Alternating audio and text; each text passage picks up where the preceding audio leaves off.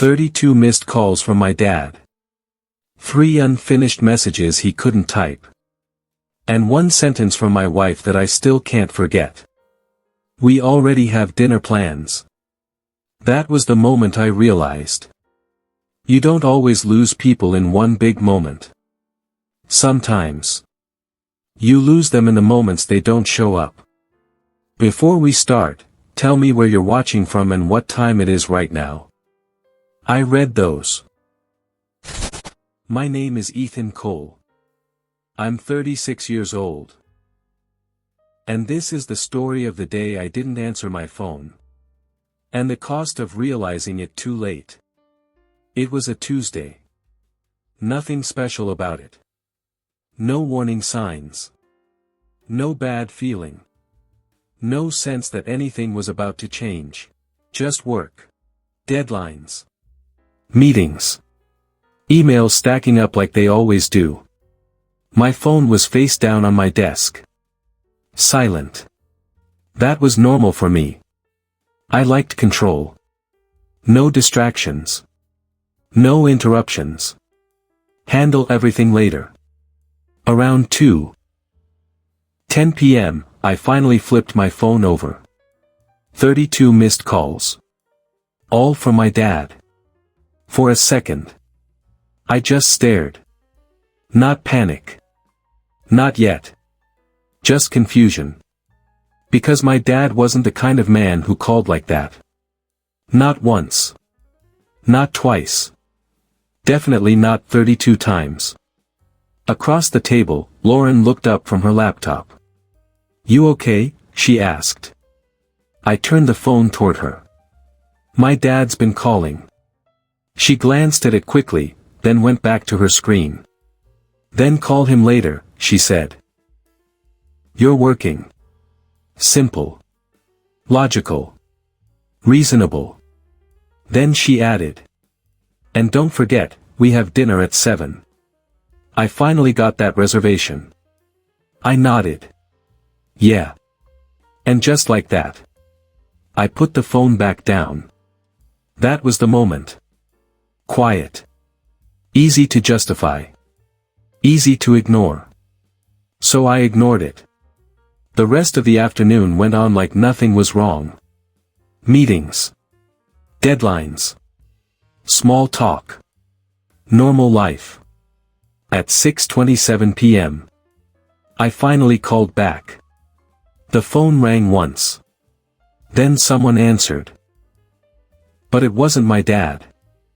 "Hello, is this Ethan?" My chest tightened instantly. "Yeah." "Who is this?" "This is Daniel. I live next door to your dad. We brought him to the hospital earlier." Everything inside me dropped. What happened? He wasn't speaking right, couldn't hold his phone. "We tried calling you. We tried calling you." I didn't ask anything else. Didn't explain. Didn't think. I grabbed my keys and headed for the door. "Where are you going?" Lauren called out. "My dad's in the hospital." She froze for half a second. Then said something I will never forget. "What about dinner?" I didn't answer.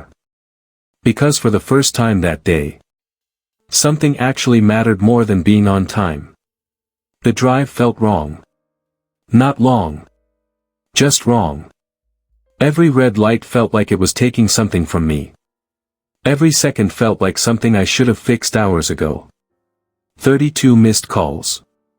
That number kept repeating in my head. Over and over. When I got to the hospital, I didn't check in properly. Didn't wait. Didn't slow down. I just followed directions until I reached his room. Room 218. I opened the door. And there he was. My dad. The strongest man I know. Lying still, with an oxygen line under his nose and an 4 in his arm. He looked at me. And smiled.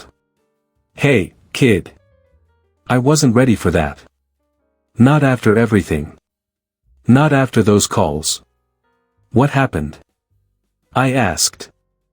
Nothing big, he said. Just a little scare. A little scare.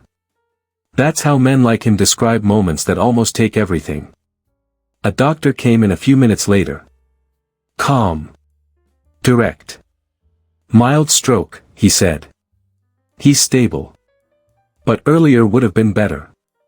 Earlier. That word hit harder than anything else. After the doctor left, the room went quiet. Machines humming softly. My dad looked at me and said, "Sorry if I bothered you earlier. That broke something." Not loudly. Just, quietly. I pulled a chair next to him and sat down. "You didn't bother me," I said. But we both knew. That wasn't true. That night, I stayed. Didn't think about leaving. Didn't check the time. Didn't care about anything else. Around midnight, I noticed his phone on the table. The screen lit up for a second. I picked it up. There were messages.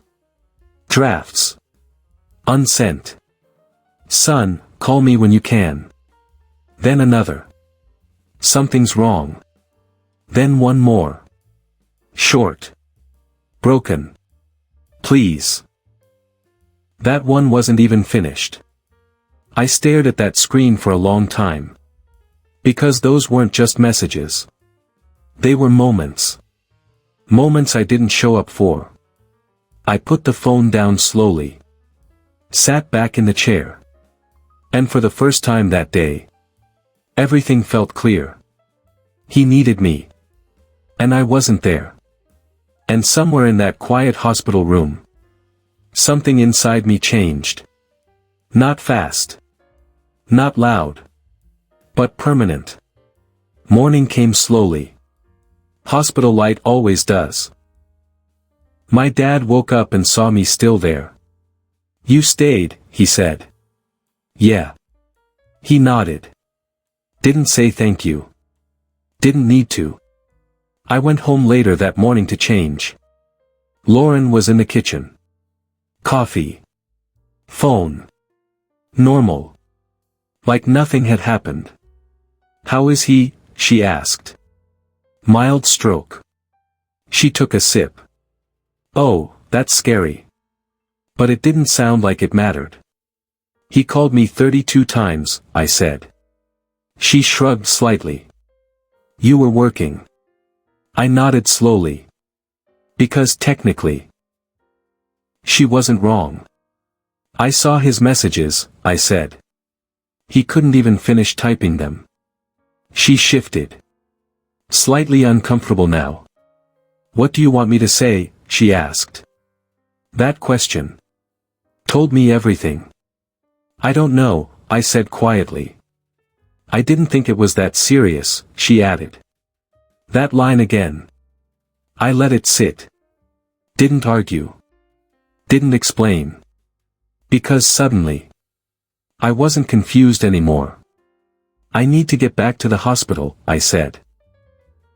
"Ethan," she replied, a little sharper now. "We need to talk about priorities." I stopped at the door.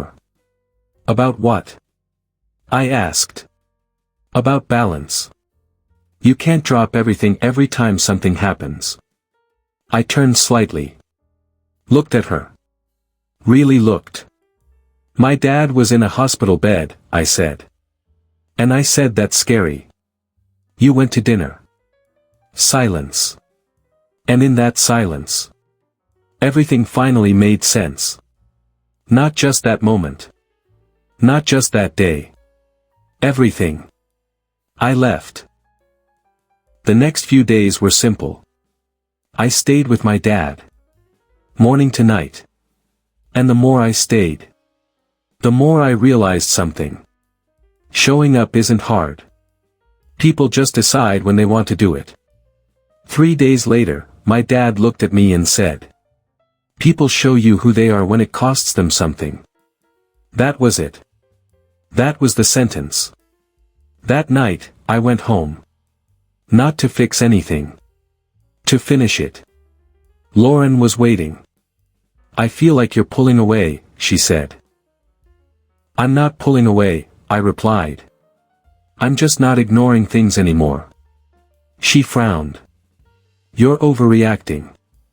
I shook my head. No. Then I said the one thing I had been holding in. When he needed me, I wasn't there right away. Pause. But when I needed you, you weren't there at all. Silence. Heavy. Final. I picked up my keys. Don't do this, she said. I looked at her one last time.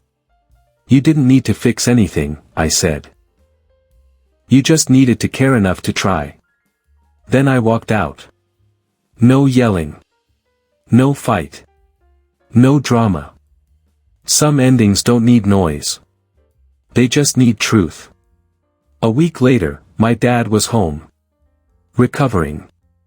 Stronger. One evening, sitting on the porch, he said, "You did good." I didn't answer. Because the truth was, I was just trying to be on time, for once. Here's the thing. Not every betrayal is loud. Not every mistake looks big. Sometimes, it's just a phone call you don't answer. And sometimes, it's the person who should have stood next to you, but didn't. If you made it this far, comment, show up, below. And tell me where you're watching from. Because in the end, life doesn't remember what you planned. It remembers where you were.